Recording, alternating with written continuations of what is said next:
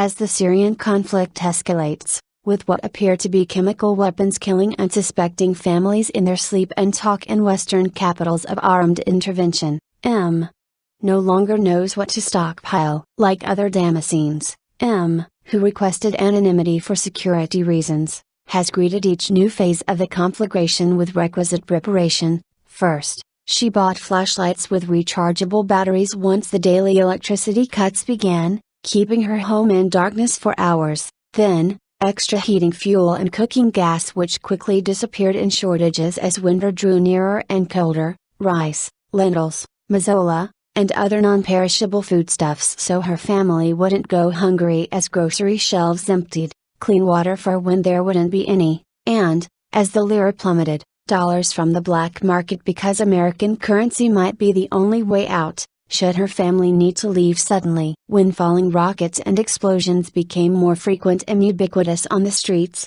she ventured out only rarely, and carefully. Then, 5 days ago, evidence began to emerge of a possible chemical weapons barrage in areas of the Ghouta, a rebel-held agricultural area east of Damascus, in which more than 300 people were reportedly killed. With death now carried by the wind and no one providing or selling any gas masks, does not know what precautions to take. She even leaves the windows open. It doesn't matter anymore, she says, acknowledging that the conflict is closer than it has been before, as close as the air they breathe, in a city that has so far been shielded from the worst of the violence and deprivation that has ravaged much of Syria. Talk of war. International anxiety over the potential use of chemical weapons in a conflict that, according to UN figures, has already claimed more than 100,000 lives, has prompted renewed debate over military intervention.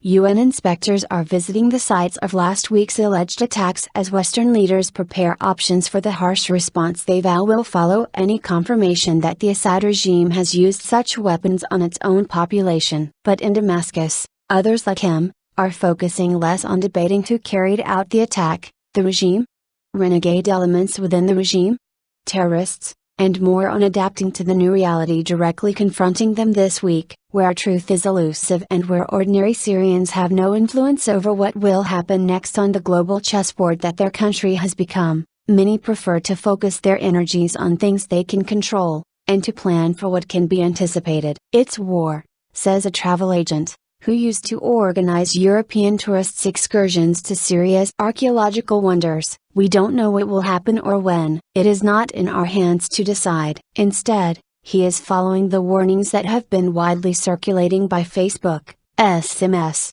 and word of mouth advising people to clean produce thoroughly, abstain from dairy products coming from the chemically infested areas, and to wash hands frequently. One such Facebook message ended with "May God keep you from harm." A pharmacist who wishes not to be identified is not expecting that it will be UN inspectors to save Syria. Silly inspectors, she says. Do you believe in their integrity? You think they will be able to do their job? She dismissed the investigation of the alleged chemical attack as just to waste time. There's more certainty in the voices of the Syrian opposition leadership set up abroad by backers of the rebellion. We call for international intervention by all means to curb the Assad regime after Western confirmation of the use of chemical weapons, Syrian National Council President Ahmad Jarba told an Istanbul press conference on Saturday. But on the question of Western intervention, Damascenes reached by Al Jazeera over the weekend remain wary, even those who blame the conflict squarely on the Assad regime. The travel agent says all he wants is peace,